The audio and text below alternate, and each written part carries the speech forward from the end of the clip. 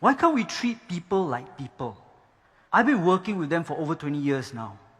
They're just people at the coalface, at the sharp end of the stick, doing work that you and I don't want to do. There are 5.6 million people living in Singapore, and out of them, 1.2 million are actually foreign workers, excluding domestic helpers. 1.2. Where are they? Do you see them at the fast food outlets, the coffee joints? You see, they earn about $14, $15 a day. And to do that, they have to take a loan of about $6,000 to $7,000 to pay an agent to come here and work. To pay off that loan, you need to work for 1.5 to 2 years. And that's, hopefully, you get to work every day. So they save what they can. And that means they cook their own food, if they can. There's some dormitories, they will not allow you or them to cook food. So what they do is, they will cook the food, and they will dump the food at the roadside. The workers will come and collect it at about 3:30 in the morning. Some workers come out earlier, and they help to put the food on structures so that the dogs, the cats, and the rats don't get to it. What they've taught me is frugality. So let's see whether we can put you in their shoes just for a short while. Every day, you have to wake up at 4 o'clock in the morning to prepare your meal, breakfast and lunch, and then be downstairs by about 5:30. You're late, you get cut a salary. Lorry comes, drive you and deposit you at the work site. This is by maybe 6:30. And you have to wait there because the gates are not open yet. At 7:30, the gates finally open. And you're not paid for this time. You rush in to punch your card. And if you're late, again, cut. Then you do your work. Until lunch, now you get to sit on a pavement and eat. Your work continues until about 8, 9. They send you back. You take a shower at 10 o'clock, a quick shower, because there's over 1,000 people waiting for you. You might not have time to wash your uniforms. The hard part is, when you're trying to work, someone comes up to you and says, "Hey, you stupid, I cut your salary." Because there are times that you don't know how to work, that you don't know certain things. Then when you take public transport, total stranger will cover their nose, or walk away and pull their kids away. And you can't say anything. All these workers are very afraid of losing their jobs, so they keep quiet. See, it takes a lot for them to do what they do for 2 years.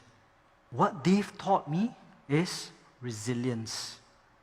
They might not see their kids' first smile, first words, or first time that they walk.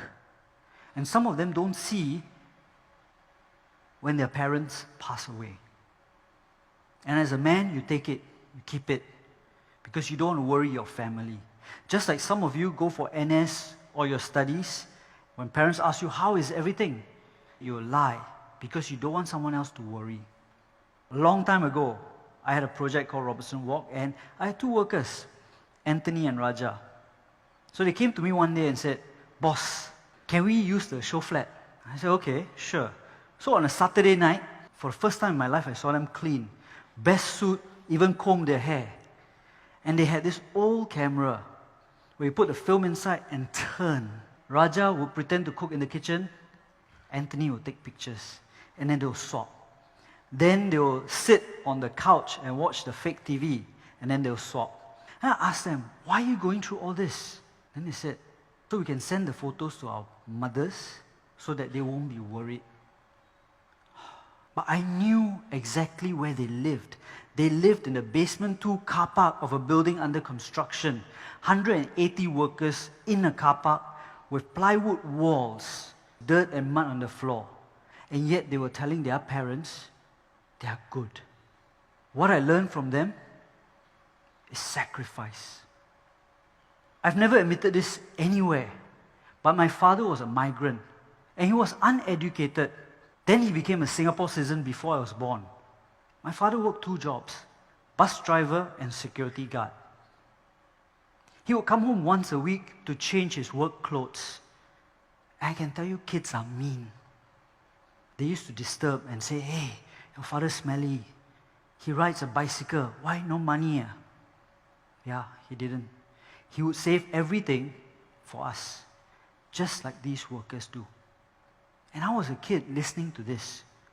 I was embarrassed by him. But at the same time, my heart cried for him because I knew how hard he worked. And while kids are mean, adults are no better. While he was working, he had a stroke. The boss, who he had worked with for more than 30 years, got into his car, in his nice Merc, drove off. I can tell you, it is very hard to miss a human body. The only reason he survived was there was a group of workers who rushed over and said, "Uncle, are you okay?" And they called for an ambulance, and they stayed with him. You've probably also seen reports or photos on the internet where a worker helps an elderly cross the road. Then there was one, not too long ago, where a toddler was dangling from the 3rd floor balcony. And everybody was busy taking photos. And these two workers came out of nowhere, climbed the outside of the building, saved the toddler, came back down on the outside, left. They might be less educated than you, but they can care. They might have less than you, but they have a heart. What they taught me was empathy. I want to teach my kids to respect others and treat people the way they should be treated. We say that we're civilized, we're first world, but at the same time, we judge, we label, without understanding.